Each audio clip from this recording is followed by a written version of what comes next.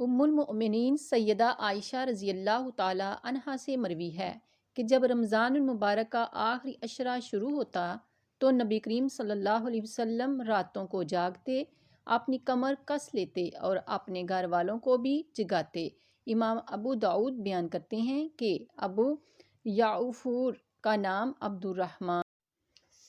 हज़रत इब्ने अब्बास रज़ियल्लाहु ताला अन्हो नबी करीम सल्लल्लाहु अलैहि वसल्लम से रवायत करते हैं कि आपने फरमाया, लैलतुल क़द्र को रमज़ान की आखिरी 10 रातों में तलाश करो, आखिरी 9वीं, 7वीं और 5वीं रात में।